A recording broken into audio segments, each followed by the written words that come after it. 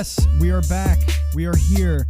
We're late, and Andy's not here because he's an idiot and he's on vacation. I am one of your hosts, Steven Fontana, and with me, as always, he's over there. As not always, because as you can see, it's crossed out because he's not here. But I was on autopilot because that's what happens when you do like 400 of these. Andy Asimakis, not here. We have Kory, the Grounded Gamer. How are you, Kory? Good. It's good. Nice to be on another show. Yeah. It's always nice to be able to podcast every once in a while and do something else. Because it always gives you that little break. Absolutely. Since you're a succubus to the Canadian government and you are no longer working, you could do this more often, is what I understand. 100%. Yeah. Well, it's up in the air of when I go back to work. Basically, I just had it where I was working one job because I was going to go back to my camp life. They decided to hire someone to take over my current position, and I went on call casual. And then I don't know what that means. It just means I'm just basically until someone's sick or has a vacation. Okay. They call me. And then camp called me immediately after that and said, here you go. We're going to get you into medical and all that so you can go back up to camp. And then, I've been just sitting here waiting for the call back once I got all my medical and stuff done. Right. So I'm just kind of waiting. But once that's done, succubus to society. I mean, it's pretty much when I'm home, I have all the time in the world to do a lot of things. You're living the dream. That's what you're doing. And right now the dream is just to play a lot of New World, which is a very sad dream, but that's okay. We'll talk about that. Ladies and gentlemen, this is the Dual Screens Crossplay podcast, the internet's #1 gaming news, video gaming news podcast, starring two people you've never heard of, probably. The show posts each and every week for your listening pleasure on your podcast service of choice, and of course is recorded live on twitch.tv/Dual Screen Streams, and later as a video on demand on youtube.com/Dual Screens TV. And folks, listen, we know that you like what you're going to be listening to here. We know you like what you're watching. You see me, you're like, hey, that's that famous TikToker. Yes, you're correct. That is. It's me, that famous TikToker.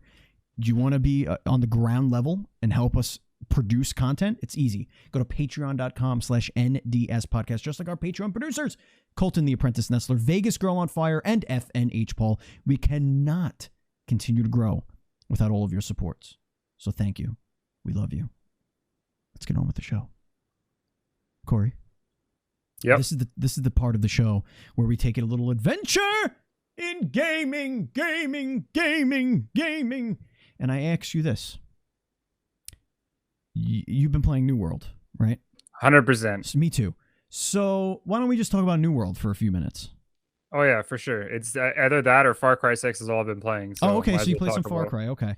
I did. Did you hit the point in New World where you've lost interest yet, or are you still in it? It's such a weird feeling because it's a game where, because of the way the game's built, like with crafting and like you pay your property tax and owning houses and all that, you put stuff on the market, it always brings you back to go, okay, well, I wonder how my character's doing. I wonder if I've made money over the last day and a bit. And I still enjoy it, but not anywhere close to what I did when I first jumped in. Right. When I first jumped in, I played this game so hard when it first came out. In the first week, I hit 110 hours. In a week? In a week. You didn't leave a lot of hours left for that week. No, I basically was waking up playing New World, and then it was basically like the world record all over again, just for New World. Or no, wait, no, sorry, it was a week and a half. Sorry, my bad. But 110 hours. But since then, we're now reaching almost that month point, and I'm only put another 40 hours. And that was the big thing. There's a big giant wall in this game where you hit it and it's just like, okay, I'm doing the same BS to gain levels, and I'm doing the same kind of missions over and over again. And at this point, I'm like, I'm just going to do town missions. At least that way I can just walk up to a board, go collect some wood. Right. Yeah. Give it in. Yeah. Like, yeah, it's, I want it to be better. That's the worst part. It's one of those games where I just want it to be better. For me, it's I think that the like, I'm not nowhere near that with you. Like, I think I'm like level 36 or something, but I'm like at the point where I want to experience the story, and I only started doing that at like 32. I'm like, all right, now let me do like the actual mission stuff. So like I did my first expedition, and now I'm starting to do like that kind of content, and it's like, oh, okay, cool. So now there's something for me to do Mhm. more so than the stuff that I've been doing. But I love that Witcher-esque, oh shit, there's a thing to do over here. Oh shit, there's a thing to do over here. Oh shit, there's a thing to do Yeah. over here. But yeah, I think they need a little bit more variety. I absolutely believe that. But it still hits that, it still releases that serotonin in my Oh, brain. exactly. And that's So. the, like I say, that's the fun part about it is like we've done that first expedition, that dungeon, we've done it 5 times.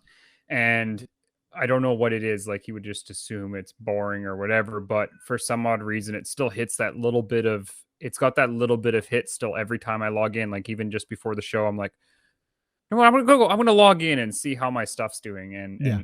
because me and my buddies, when we did the same thing you did, Steve. Like until level 30, we were basically standing there just doing crafting, just doing fishing, just like Yeah. exploring the world, just figuring things out, Yeah. and it kind of ran us into a problem where we were then level 40 doing level 25 things running through Right. the game, and Right. then the the only problem we've found is that if you play with your friends, doing expedition stuff is great, but because of how they limit you on it, it's where we've got to the point where it's like, okay, my one buddy's only level 42.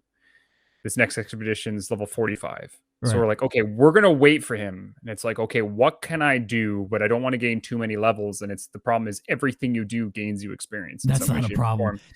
That is not a problem. Your friend So fucked up. so Your friend's got to yeah, play. Your friend's got to play the game when you guys are sleeping, and you have to play something else, because yeah, I do not take my XP. The bar going up every time you do literally anything is the it reason does. why I play that game.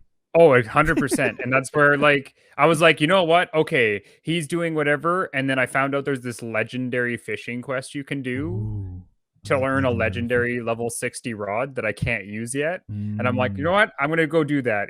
You have to get fishing level 100. That's going to take me a while. No, I did that in a day and a half. So I have this legendary fishing rod I can't use. And then there's like all these, But you have it though. You know what I yeah, and mean? then the Like you best have part it. is, and then we're like, okay, well, since we're waiting for Buddy, let's go find all the most legendary equipment items, because at some point we're going to change weapons and classes and whatever. Right. And so I'm like, I'm going to go get all these. And then so we started farming legendary gear. And like I said, there's always something to do. And that's why it hurts to see the game the way it Well, is just yeah. because Well, I we'll talk about that, yeah, because there's some issues coming up. But how is Far Cry? Oh, Far Cry 6. A lot of people, the funniest thing is the one thing everyone says is Far Cry 6 is just more Far Cry. And that's the problem. And I'm like, I love the idea that it's just more Far Cry. But isn't I that the point though? Like That's the whole they didn't point. make a Is new IP. They called it Far Cry because it's Far Yeah, Cry. I love Far Cry 6. I'm playing it with my nephew. And I know I may look young, but my nephew's actually only 2 years younger than me, so it's not as drastic. Sure. That's the wife's side, her nephew. But the thing with it is it's still fun.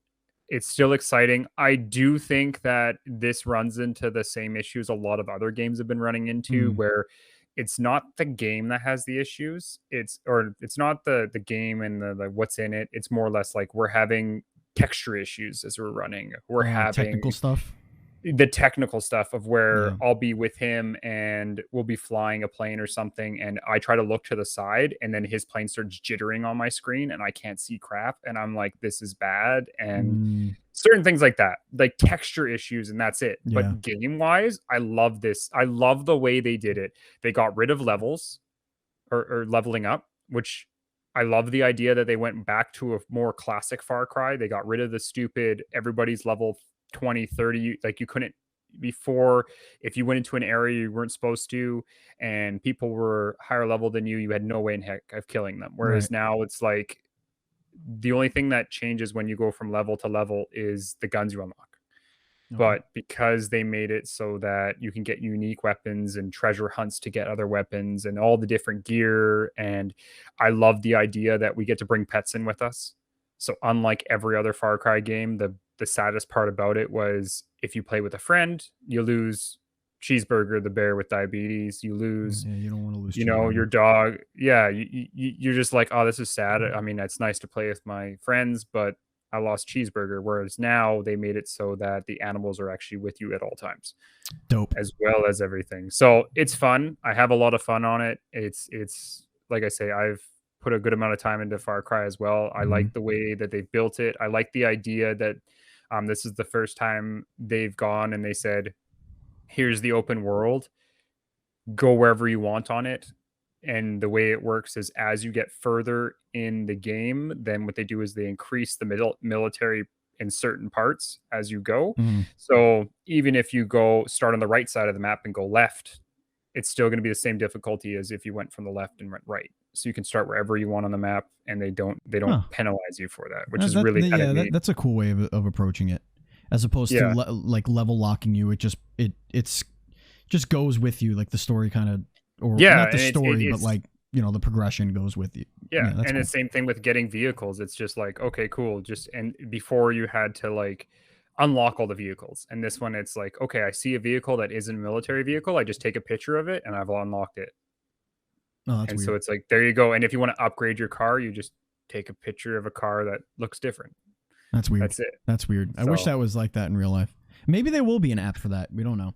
All right, guys, let's get into the Dual Screens report. I do not have an indie game update. Andy usually does that, and I didn't really dig very deep. Actually, you know what? Oh no, it's not an indie game. Never mind. I'm gonna say the only games that were kind of smaller games that came out was those two Square Enix games that came out. Yeah, It was but pretty the, fun. the indie game They're update's not about the in. gems you don't know about, Yeah, But and I that's did. You know what? I'll fill this in with a look what I got from Ember Lab.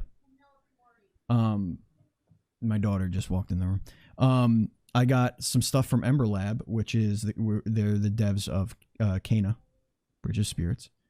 They sent me a pin. that's cool. Of the I know it's blurry, but whatever. They sent stickers,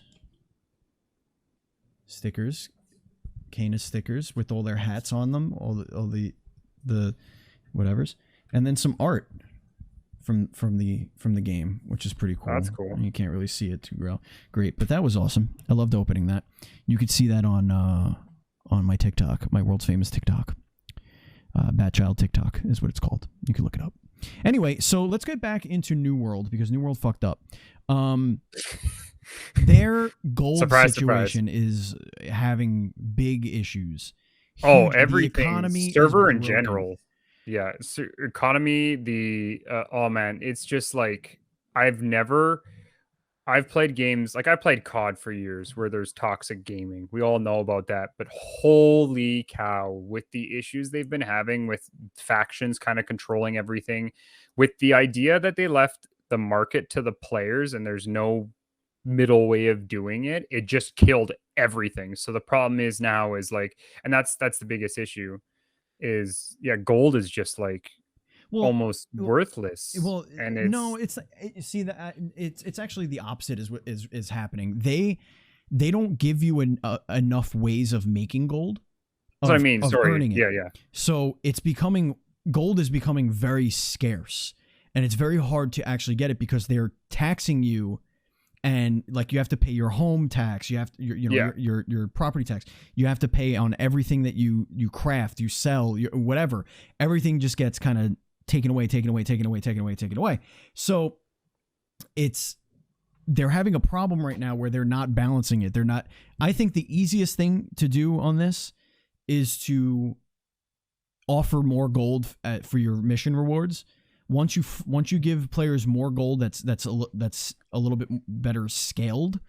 Better wages. Let's say it's the real world. Yeah. Better wages will bring this stuff up because then you won't have people selling things for pennies on the dollars because they need gold at all. Yeah, well, see, here's what I said day one, and I was reading a Reddit the other day about kind of what like the most topped things of what should be done, and gold was one of the situations, and one of the situations that someone talked about doing, and I think this is actually almost a better solution because it fixes kind of the majority of the problem is they need to have an NPC or some way to sell things at the marketplace for an X amount of money for certain tier items, so that we don't have the issue of so like if I have iron ore, it should sell for a penny a piece. If I have gold ore, it should sell for this much. And there should always be a base of what you can sell those items for, because the problem that happens is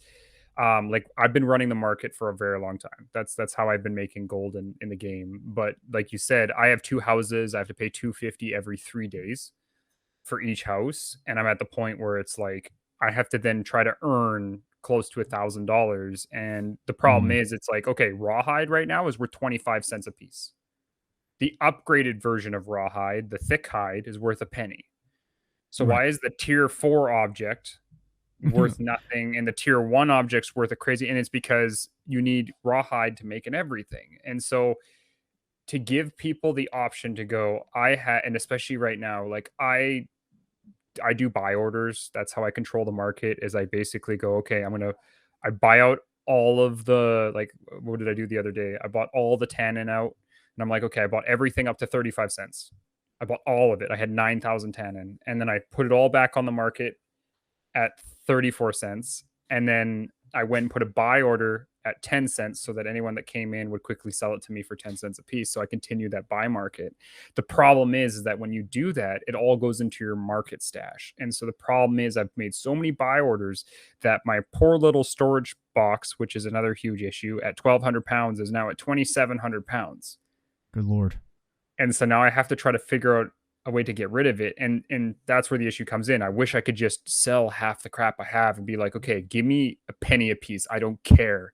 Right. Take my 4,000 wood for a penny a piece. What you can do, it's annoying, but like if your faction controls some things, you could move your storage to another town, go to that town and see what. But it costs you so much. I tried doing, like, the other day, I tried to move 30 layered leather, and it was going to cost me $89 to move 39 layered leather. And I'm like, this makes no sense. If you're going to charge me X amount of dollars because you're putting a value on what this is worth to move over, then you have to give me an option to sell it somehow. Well, they fucked that up. Anyway, the server transfers. There then was an exploit, a gold duplication exploit that people decided to do and flag immediately. And now anybody that's caught doing it is getting banned. So there was an exploit where if you gave your money to a friend, and then you canceled the trade, and then if you gave your money to a friend and then tried to transfer servers, and then canceled the server, or it crashed, or you canceled it while it was doing the transfer, you would log back in. Your friend would have the gold, and you would have your gold back, and then your friend would just give you the gold back. So then they were like, yeah, no, if we find out that anyone's doing that, you're out. So great. Yeah. At least they know that they have a way to take the money away from us. Well, and did you hear about the invincibility problem they had with factions too? No. And listen, they got issues they need to fix. Hopefully they don't just abandon the thing, because they made a ton of money already, but I digress. Let's move on to the next story. This next story, Kory, I put in your little line there. It's an interesting little tidbit that we could probably discuss for a couple of minutes and move on. The Plague Tale developer gets purchased, I'm assuming is that going to be? I think it was the other way around, wasn't it? They purchased somebody. Oh, they purchased someone? I think so. Yeah, Focus Home purchased Diximas, I don't know, a partner studio. So it was a partner studio that they were working with, and they fully purchased them, brought them on board. Which I guess is there we go. Yeah, good, right? I guess. Yeah, I mean, it's always good when smaller, especially smaller studios, can kind of partner up with someone else. It definitely helps bring things out and makes it easier for everyone. They had a hit, right? Like they had exactly a bona fide hit, and now they're able to expand their team, bring some more panache to their resume, as it were, or whatever, their portfolio. So now maybe they take on, I mean, that game was pretty big in scope, so at least it's nice to know that they're probably going to be able to continue those high-end AA games. Well, that's the nice thing, right? When Yeah, studios are able to, it's the same thing as like with Sony. And like I said, we always have the big argument of big studios or right. another studio owning someone else being a lot of the time right now it's seen as a deficit for a company. But when you look at it in the long run for especially smaller devs, it's great because then it goes, okay, hey, you work on this for the next 2 years or however long it is. Well, you're making that. We're going to release this game that pays for both of us to produce for X amount of years. And it's always nice they can have that kind of constant bracket. Yeah, if I they mean, could scale it that way, if they can have yeah, enough people where they can do something like that, that's great. I yeah. just love the fact I like when studios grow instead of contract. Like Oh, I just exactly. think that's a great that's a sign that the industry's pretty healthy. Also, when you look at the larger publishers who acquire the studios, typically those are super lucrative. Like Oh, a exactly. studio, no matter the size of it, can go for hundreds of millions of dollars, and that goes into, obviously the owners of that studio, Yeah. but it lets those employees continue to work, but now with a bigger purse, and then the people who started that now have a buttload of money that, Yeah. and most of them just start another studio. Well, that's the big thing. It's crazy where usually you see like we saw what studio who just left. I'm trying to remember just recently we had one of the big developers. Oh, it was the head developer of from Arcane Studio left. You're right. Yep.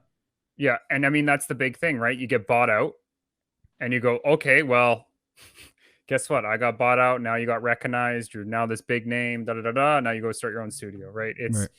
It's either they It's do kind of the that or they circle of video game life. yeah. It, Kojima did the same thing. Like yeah.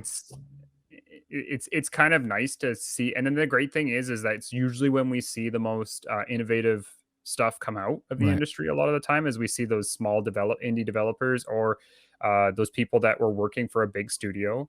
Yeah. Where they didn't have a big studio budget, they didn't have a big studio. Like it was not a product that was going to make crazy amounts of money, but it was going to make something. And they're like, "This is a dream project for me," and then they come out with it, and it's Yeah. nice to see that we're seeing a lot of that stuff come out now. So Well, when you cut off the head of the serpent to grow in its place, yep. right? And that's pretty much what they're doing. Speaking of acquisitions, Xbox, who has been acquiring everybody under the sun, has new storage from Seagate for the expansion cards for the Series X and S. They have a new 2 terabyte and a 512 gigabyte, which why even make that? That's like 6 games. Yeah, they have some new ones here. They announced the 512 and the 512 is going to be $140. Not bad. And listen to this, my friend. The 2 terabyte. I don't even want The 2 terabyte is the cost of the Xbox Series X. It's $400. Wow. $400. I mean, at that point, you could probably just buy another Series X and be like, okay, this one has Call of Duty and whatever on it, and this then is this my, one here. This is my Activision EA machine, and this other. I mean, here's the machine. thing with Game Pass and the cloud gaming, I don't understand why you would need that anyway. If they're pushing Game Pass so hard, and that's the big thing, why do you need 2 terabytes worth of like the only game like they should just, you know what they should do, you know who should come up with a card is Activision should call it the Call of Duty SD expansion that's card. how they should release games. They should be like, here, you buy you just buy the drive, you throw it straight in, all it's got is all Call of Duty, and guess what, you get Call of Duty for free. Done. and you're a battle pass or something. Here you go. Here's all the Call of Duties on one. Here's Warzone and Black Ops all on one stick. We'll update everything. They could just literally sell they could take a 256 gig stick, put the next Call of Duty on it, use 80 gigs of it, But every time they update and add like 20 gigs. So it'd be like, Yeah. you'll never have to buy another. This is how you play the game from now on. Yeah, It's yeah. not You a just disc. have to buy. It's not a not disc. a Yeah. download. You just, here's the card. Throw It's it a in. hard drive. Yeah. That's the new physical edition. Yeah, it's gonna be, here you go. Here's your physical SD card. We guarantee this card's gonna fit Call of Duty for at least until next year. At least until the next Call of Duty. Yeah, until the next Call of We've Duty. noticed that you have a Call of Duty stick. Would you like to wipe it Yeah. and put the next Call of Well, Duty on there? I also heard that Xbox was doing they're gonna actually, like, they're looking at an adapter to just actually put actual SD cards like the PlayStation and just actually have M.2s in there, but who knows when that comes out too. I think Seagate's making that as well. I don't know. It's that thing. It's crazy how we went from, hey, remember when it was super expensive to expand your Xbox 360 and your PS3 hard drives? Yeah. Well, then we made it cheap by having passports and externals, and now we're back to the, okay, you want to upgrade? Okay, here you go.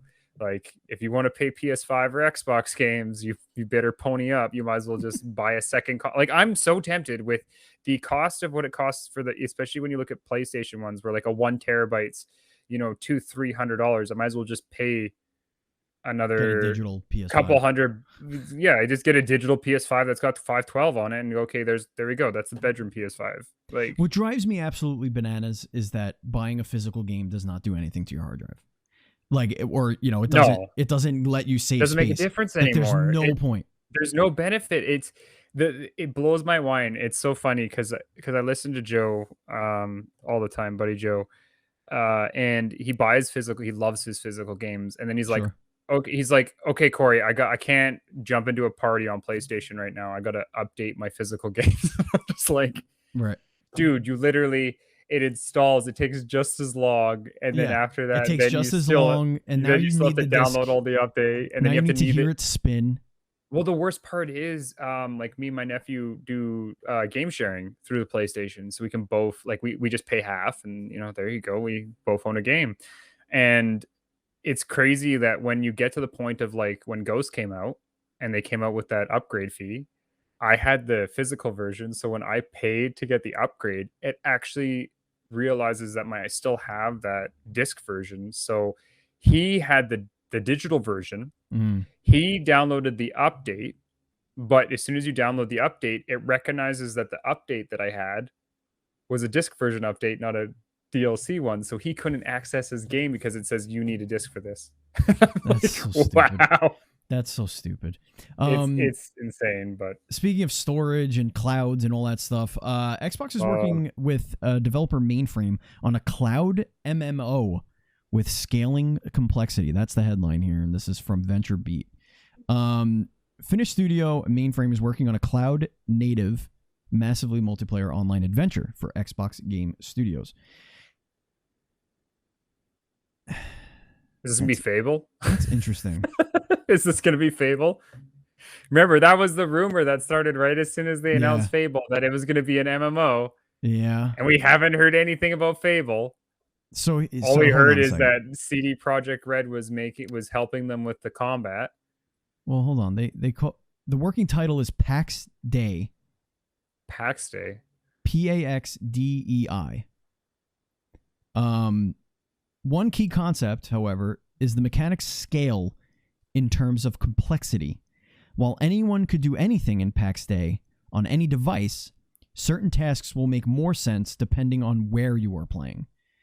So if you're on your phone at work, you could open the game, quickly do some crafting or resource farming, and then when you're on your home PC or console, you could take on some more complex missions like raids. This makes total sense because if you do Steam play, Steam remote play, you can't like you could do you can do some things, but you can't do. You can fish. Like you could stand there and keep pressing the button to fish. Yeah. But you're not doing combat. If something attacks you, you're dead. You're going screwed. back. You're going back to the. Well, do you know what that reminds me of? It's reminds me of the good old Sega Dreamcast and taking out our memory cards and leveling up your all your things. But I mean, it's good. Like I don't know if you put it as one of the things. No, you didn't. I'm just going to mention this since we're talking about cloud gaming, that, GeForce just came out with their new GeForce Now, where now they're guaranteeing 3080s through GeForce Now. 30 what? And that the idea 3080s. So before it Oh, was okay, yeah. before it was what was it before? It was like the it was the stupid graphic model. It was just a video card one. It was more or less made for video design, not for actually playing games Right, on it. right. It was the basic 20,000 series that just wasn't really built to game on. And whereas now they're saying, "Hey, we're going to give you cloud gaming on a 3080 at 120 frames per second with Mm-hmm. ray tracing and 4K display." And I'm sitting there going, You and like sure? my buddy made a good point. He's like, "Okay, so you're going to give me 120 frames per second 4K gaming, but if I go to play Battlefield, my latency is going to be so bad that Yeah. and am I going to really be able to play like the big thing they advertised was Splitgate." And I'm like, Yeah. "Could you play that's the one thing with cloud gaming. Cloud gaming is a cool idea for like, Minecraft, it's a great idea. A lot of single player games, it seems like a great idea, but I'm like seem to be pushing this cloud gaming for competitive gaming parts, and I just don't for some cloud gaming stuff, I just don't see it being working anymore. It Yeah. just doesn't work. It makes no sense. You know what? Cyberpunk, great. Let's play Cyberpunk cloud gaming 100%. It's great for people that can't get 3080s, I guess. It's like, hey, guess what? Now I can just sit Most of on the the line. people. Yeah, I can just sit on my computer and I can put $1,500 out for 2 years of cloud or a year and a half of cloud gaming until I get a 3080 in my computer. How much are they Like charging for that? I don't NVIDIA? know. It's so stupid. Like in Canada here, we get really screwed because what's basically happened in Canada is the US prices like the MSRP, and then when it moves across the border to Canada, Canada then sends their own MSRP based on with the extra tax. So like usually most products are okay, it's $6.99 in say the States. Then when it comes to Canada, it should just be the exchange rate. That's what Right. it should be. Yeah, no, But I here know it's like what is it right now? For example, a 3070 or 3070 is supposed to be 699, I think. And I know in the States, I think it's going for like 900 to 1,000 on the secondary part. No, it's way worse than that. But then in Canada right now we're at $2,500 for a 3070 on the secondary market. Yeah. Like it's stupid. It's like people are like at our point, like especially buying anything. Like I look at RAM sticks and I look at like, oh, Amazon.com. Oh, cool. Hey, RAM. Okay, cool. It's $60. Canadian it should be $80. Then I pop it into .ca. No, that's $150. I'm like, where the hell did that exchange rate come from? I'm like, I can't buy anything. You got to have shit shipped to a friend in America and then just sent to Well, that's you. like, hey, look at that. We got just I know we're not supposed to look at the audience, No, but you can. I mean, we see it. I just noticed that we got somebody that Oh was yeah. supposed to try Pants to be on guy, the show here. Pants guy Yeah, is in chat. Andy is so in chat on he's watching us. He vacation. just That vacations, man, those vacations, they sneak up on you. You know, you don't yeah. know that, vacations are You're going coming on. until you're on them. Yeah, You're on them and yeah. then you're like, "Hey, can't do the show tonight because I'm on vacation. I'm away Yeah. from Oh yeah. the house." I just woke up and I'm somewhere else. Yeah. I'm no longer in my home. I'm on I'm no longer in my home. I can't. This looks different. I'm actually in a different state, if that's Yeah. okay. Yeah. That's Oh yeah. weird. No, I woke up and it looks so different up here. The environment looks different. Yeah. I just want to talk really quickly. Did you see that scary fucking hidden or found footage shit that Nintendo released for Pokemon? No. Oh, what in the hell was this thing? I encourage you to look it up. I didn't put a link in there because I just wanted to talk about it. But and then today they released the cleaned up version, like they defragmented cleaned up version. Yeah, so it was all blurry. It was all blurry, and it was this guy who's like Blair Witch exploring, and it's what is that? Oh no! And it's like, what the is this Pokemon? What's happening? It was for Arceus. For Legends, Arceus. Yeah. And it's like he's like mentioning that there's like a Pokemon in the distance, and oh no, it's approaching, and then he's like really scared of it, and then he like falls or some shit. It was spooky. Yeah. It was really, really spooky. I'm pretty sure there was a snow runt in there. Because when they cleaned it up, the thumbnail was a snow runt, so that's cool. Yeah, but yeah, it was the most bizarre thing that Pokemon, I think, has ever put out. ever. Like they've Well, I had mean, some it's weird shit. This was so off-brand. I actually was scared watching it. I was like, what am I watching? What is this video game? Why is it so spooky? what? Yeah, I'm like, as you're talking, watching this, and I'm like, I thought I clicked on the wrong video for a second. It plays like they're advertising for like Outlast Pokemon Edition. Like, Dude, what are they doing? I have no yeah, this looks like, you know what this reminds me of, kind of? It's like that weird scene we got of when Empire Strikes Back in Star Wars, where they're trying to, like, they're on the planet and they're like, "What is that?" And it's like, "Whoa!" And it's just like clobbers in the back. What the? Oh my god. What is this though? Let's see. We Yeah, have this is acquisition just news from Buzz. Grasshopper Manufacturer Inc. is joining NetEase, whatever the fuck that means. I mean, who knows? Let me look at this. Let's make this a little bigger. I'm not familiar with those, but that doesn't mean that they're not important. So let's look. Grasshopper Manufacturer Inc. has celebrated its 23rd anniversary this March this year. As we know, NetEase Games has developed many excellent games in the past. Do you name any of them? They do not. These are people I do not know. Oh well. But there is acquisition news. I mean, it seems like every week someone's getting picked up by someone else. NetEase. Suda. Oh, Pseudo, yeah, okay, Suda, that's right. Okay, yeah, now things are making now it makes sense. Okay, I knew that there had to be something I'm missing here, but yeah, I'm not good with that kind of stuff with studios and this guy and that guy. Oh yeah, there was something else that happened actually in Destiny that the chat was actually talking about. So if you did see that, but did you see that they're charging for dungeons? Oh, I heard about. I didn't see this, but all I heard is everyone's like super pissed. Yeah, it is. Yes. So the game goes free to play. Yeah, and they take beginning game content that everyone got for free, and they remove it from the game, change the way the game plays in the beginning. Yeah. Add content. I know it's no more. I know Suda's No More Heroes, Buzz. I know. I just didn't know that that's what the studio was called. I thought it was like Suda 51 was like the studio. I don't know. I'm an idiot. Then they say, okay, but you could buy the game, the deluxe, whatever. You get all the DLC and everything like that. Nothing will be locked to you. But if you're playing the free version, some of these little missions and raids and stuff will be locked, right? Yeah. Now they're even locking shit for the people who paid for the deluxe version of Destiny. You know what the worst part is that it seems like this is kind of the anybody that Activision touches, they seem to run into this little group of, we know people are going to still pay for it, so let's just do it. Yeah. Right? And it seems really silly because it would be nice for, like, even when I was a person, like me and Joe again, we tried to play the original Destiny 2 story just because he had never played it.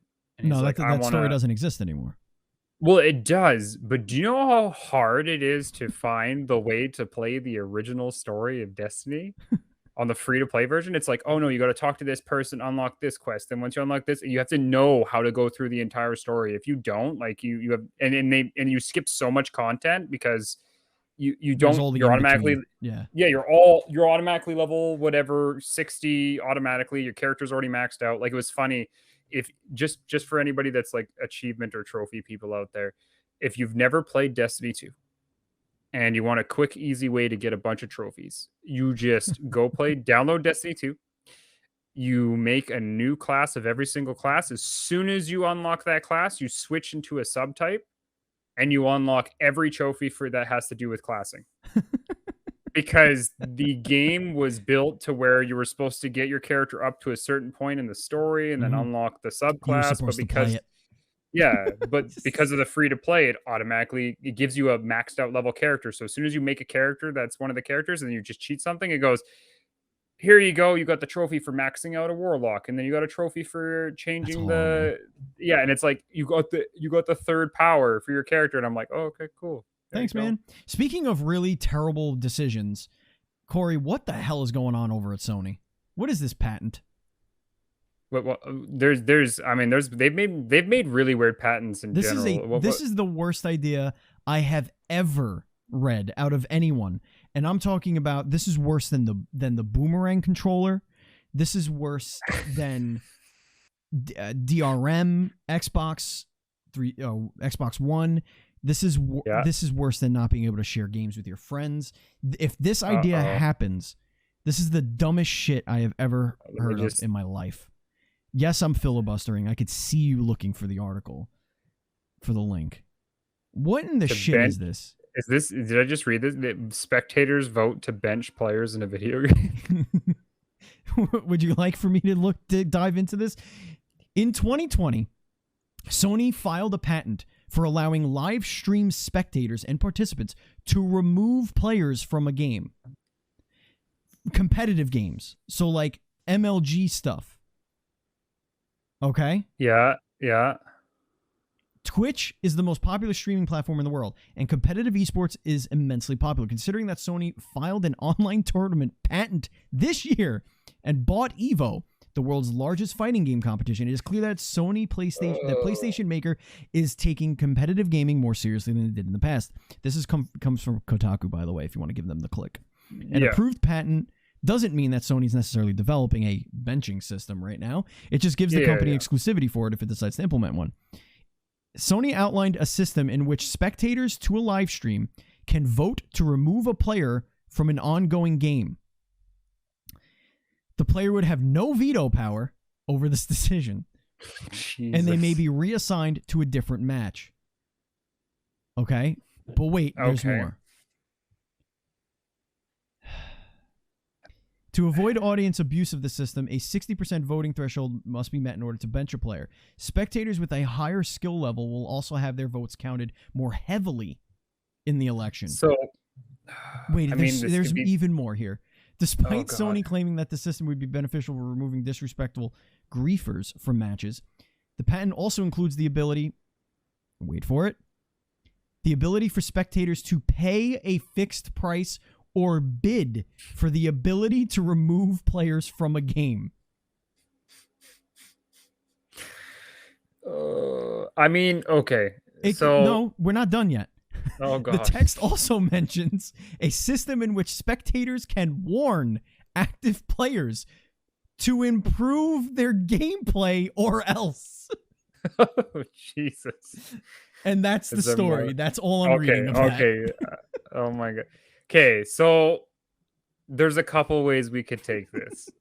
Obviously, I mean, it's the same thing as the last time Sony made a patent that we were all worried about, was the idea that they were going to sell us hints or have a hint system implemented into the game and which we found out now is the PS5 hint system. Right. Which at the first time they told us about the hint system, we were all worried as shit because we're like, what the hell are they talking about? Next thing you know, they're going to sell strategy guides through the PlayStation Store, You know, they're going to allow ads through the hint system. They're going to make like all this stuff. Now, there's two ways this could be. This could be a whole thing where Sony's like, hey, let's do a game show thing where we let like a big brother of gaming. I don't know. Yeah. Which would be so freaking weird. But I could see it being beneficial as well to like one of the biggest trends I've seen lately on TikTok and some Twitch people. Usually it's TikTok because if they were on Twitch, they get banned super hard. At Batchild TikTok, by the way. Yeah, where a lot of people are doing these videos where it's like, I'm going to go into a Grand Theft Auto RP session and purposely break RP, hack the game, kill people, like do things that are against the server code. Or I'm going to go into Call of Duty and purposely cheat. Right? And I think that's in a sense where maybe in that sense, I could see it being beneficial because then people that maybe, and this is where, once again, if you look at it from a tournament side, I think this works good when it comes to, hey, you have a tournament of judges. If the judges feel that you're doing something bad or whatever, they can vote in to have you taken out or Yeah. whatever. Yeah. But once again, the problem with patents and the problem way patents work is when you label a patent, you have to think of every single solitary thing that fits in that little patent bubble. Like, for all we know, this could just be we want to have it so that you can pay to have, like with PlayStation, the way PlayStation using Twitch right now, this might be their own streaming service. We have no idea. Maybe this is just a way to put bits into their own streaming service, but they call it something different. We have no clue.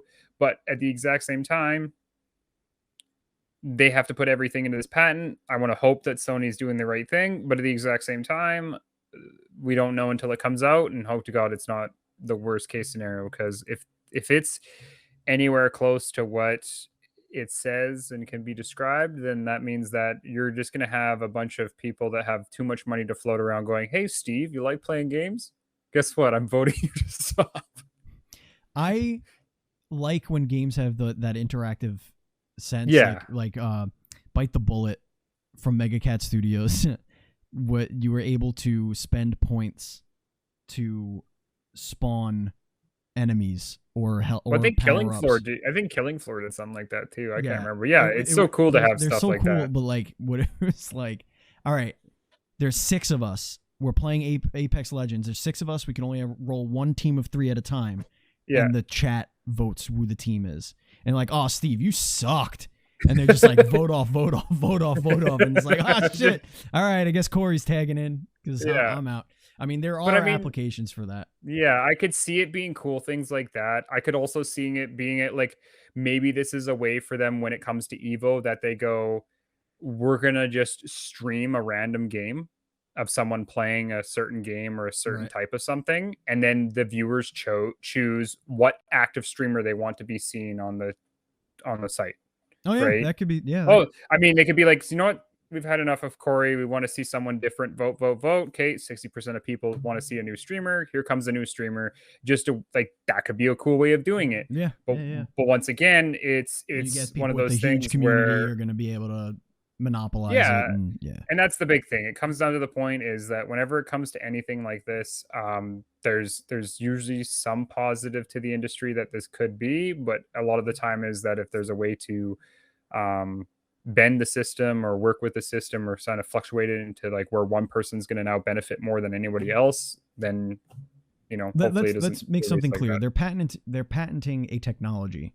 They're not patenting and releasing a thing. Like it's not like there's no thing here yet. It's just a technology, and there are many different applications for it. Speaking of applications, there's a new application, a new way to play God of War very soon on your PC. That's right. Your personal computing device starting January 14th. God of War, the much rumored God of War, is finally coming to PC. It's finna have multo graphics, DLSS, the 4Ks, the ultra wide. All the things. All the extra content. All the mods fancy stuff. Probably at some point. Mods will happen. You could play with a DualSense if you like. And it's wonderful because more people should be able to play that fantastic masterpiece of a video game.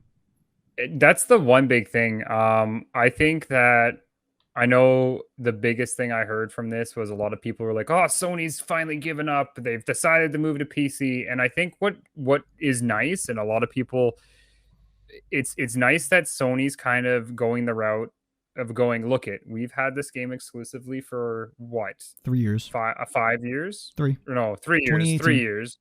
So when it releases, it'll be 4 years, just on the cusp. It'll be under 4 years. Yeah. Yeah, still under 4 years. But it's nice that they're going, look it, here's another way for people to play this game. And it's smart on a marketing standpoint, because in this sad thing, I bought a gaming PC to play video games. And I'll tell you right now that when it comes to what can I play on my PC that's in this day and age so much better or different than my console, the sad thing is there's not a whole lot when you look at that. Yeah, you can play COD with a mouse and keyboard, stuff like that. There's a lot of more indie stuff on the PC, which is kind of nice. But when you look at big titles like God of War, Last of Us, things like that, even when you look at the Xbox side of like certain titles that have come out, like Alan Wake and stuff like that, it's all where they usually come console. And the problem is the PC people, like my one buddy is like, I haven't played a good single player game in years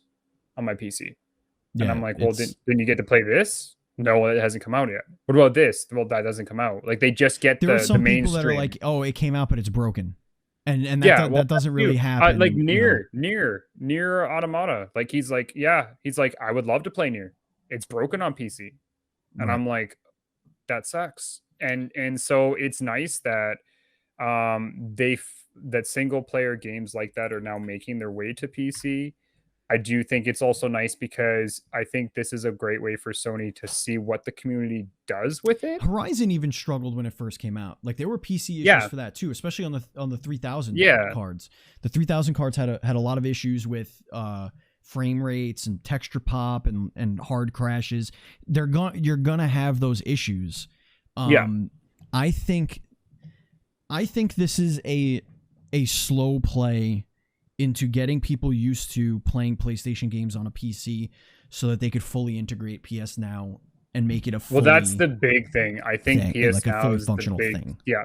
I think PS Now is the big movement for them because especially with the rumors of now that PS Now is going to start doing PS5 games on it come next year. Exactly. Yep. Right. So I see this as being hey, guess what?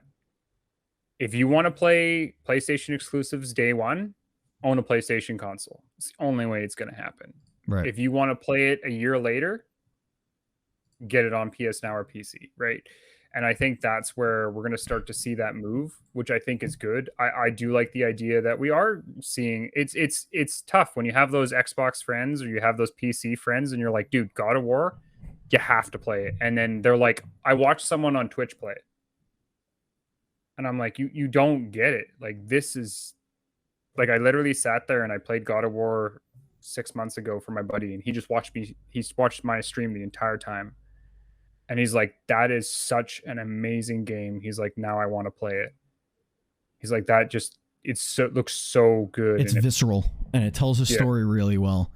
All right, that's going to bring us out of the Dual Screens report. Yep. Now the hype zone. Now it's I'm listen. Andy is the procurer of the hype zone. Okay, I can give a little thing out there for people. I have something. I don't know. Technically, it's just something that has come up to me. I'm trying to get into playing it. There is a new game that has got a closed beta for those who want to get into it. Do you understand what the hype zone is? How long have you been listening to this show? Not long enough. Okay. Earmuffs, listeners. The hype zone is sarcastic. It's things that are really dumb. They're really dumb, and we hype them up. Gotcha. Well, so if you want to tell people about a game, please feel free to do that. But that ain't no damn hype zone.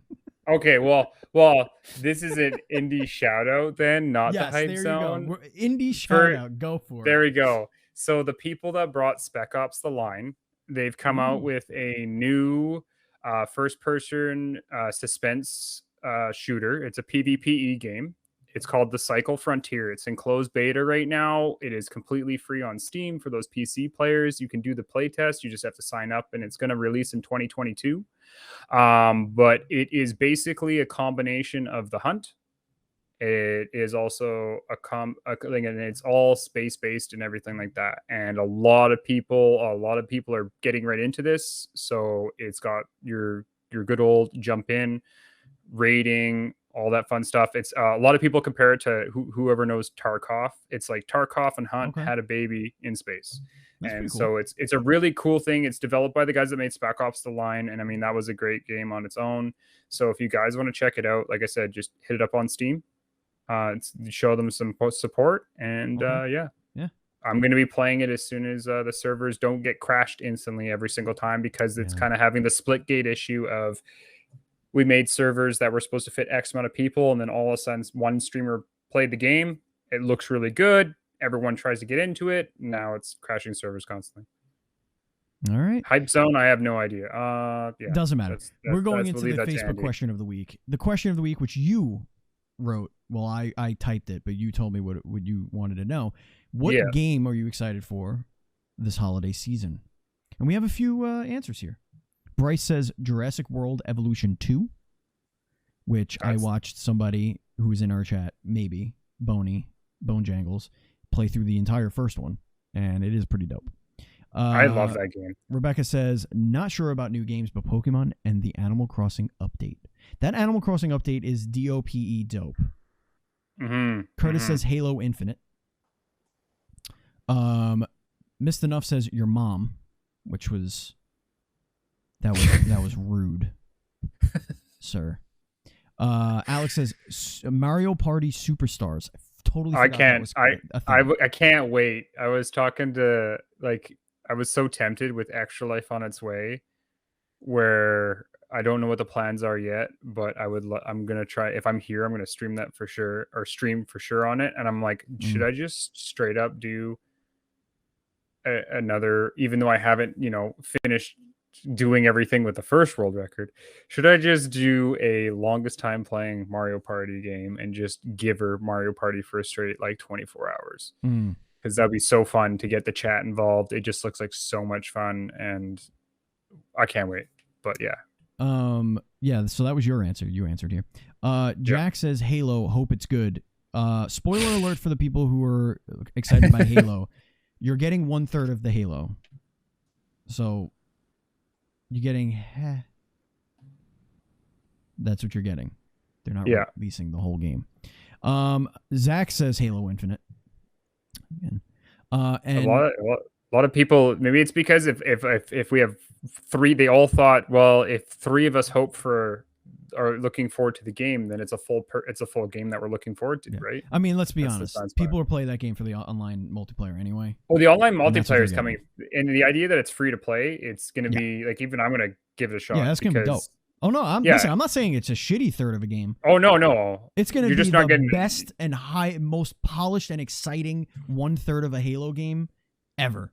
And I'm excited for everyone to play it. Buzz says, I'll be busy in Mexico. Also excited, and Halo Infinite. I redacted a few things because most of it was nonsense. I'll be busy in Mexico. All right. Well, there you go. That's cool, Buzz. Congratulations going to Mexico. Going.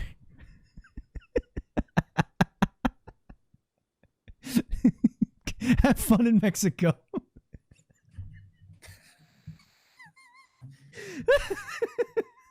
Have fun in Mexico, buddy. We'll love you. We'll miss you.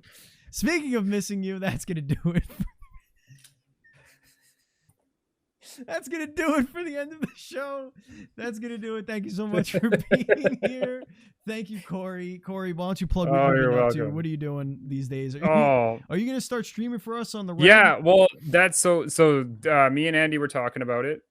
We have a lot of show ideas coming up. So once Andy's, not wherever the heck he is, in a tent or in a building or under a bridge, wherever Andy's hiding, we've actually come up between the two of us with a list of show ideas, and we're gonna actually put out a thing for you guys to figure out what you want to do. But what I'm going to do in the meantime, until we figure out that list, is I'm going to start streaming every Thursday and Saturday on the Dual Screens, on this channel, Dual Screens Streams at Twitch.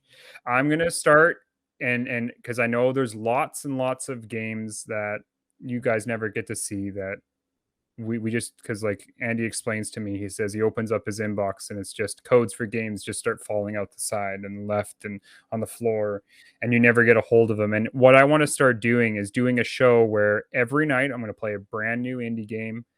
I might play a little bit into it so I don't ruin anything for it, but I'm going to play it for 3 to 4 hours, give you that firsthand experience, give you my view of it as I play it at the end.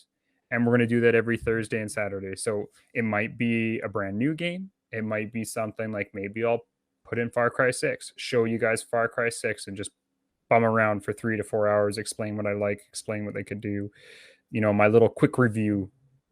But then you guys get to witness all that. So then that way there too, obviously, depending on how it goes, I'm going to try to do my best to get lists out there to see what you guys want, because it's for the people. So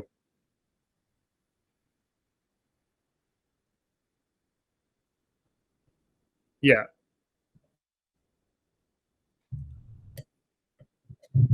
Yeah. Sorry about that. I was muted because my wife was really loud.